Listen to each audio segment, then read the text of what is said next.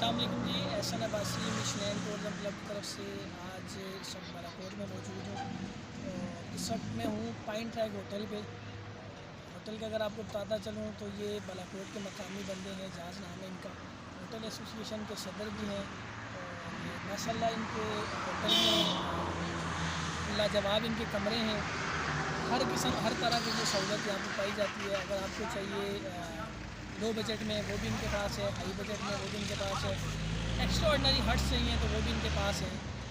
آپ جب بالاکوٹ میں انٹر ہونے سے پہلے ایک چوک آتا ہے بیشیا چوک، اس کو تھوڑا سا کراس کریں گے تو آگے لیفٹ ہینڈ پہ پائن ٹریک کا بورڈ لگا ہوگا. آپ یہاں پہ آئیں، ان کی سہولیات کو دیکھیں اور آپ کو اندازہ ہو جائے گا کہ ان کی فیسلٹیز کیا ہیں، ان کے رومز کیسے ہیں، ان کی انوائرمنٹ کیسی ہے، ان کا سٹاف کیسا ہے.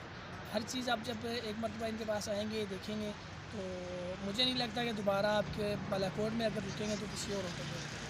باقی کچھ ہوٹل کا نظارہ میں آپ کو دکھاتا ہوں، روم کا نظارہ بھی دکھاؤں گا انشاءاللہ. اس حوالے سے باقی میں ان کا نمبر مینشن کر دوں گا. اگر آپ نے یہاں پہ آنا ہے، جگہ کا وزٹ کرنا ہے، ان سے کانٹیکٹ کرنا.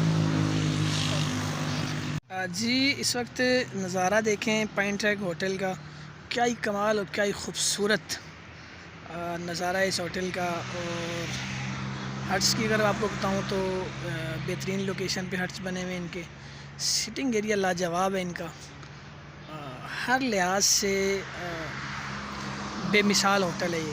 اب بالاکوٹ میں اگر آپ آتے ہیں تو اگر ٹاپ 10 میں اس کا شمار کیا جائے تو بالکل کوئی اس میں جھجک نہیں ہے کہ آپ بالاکوٹ کے سب سے بہترین ہوٹلز میں اس کا شمار کریں گے.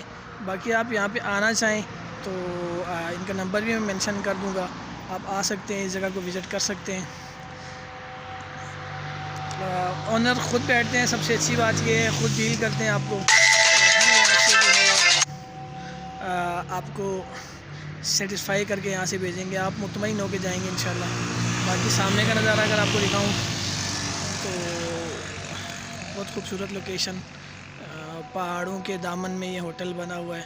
آپ ضرور آئیں، ایک بار اس کو وزٹ کریں اور انشاءاللہ دعاؤں میں یاد رکھیں گے. اچھی فیسلٹیز ملیں گی آپ کو.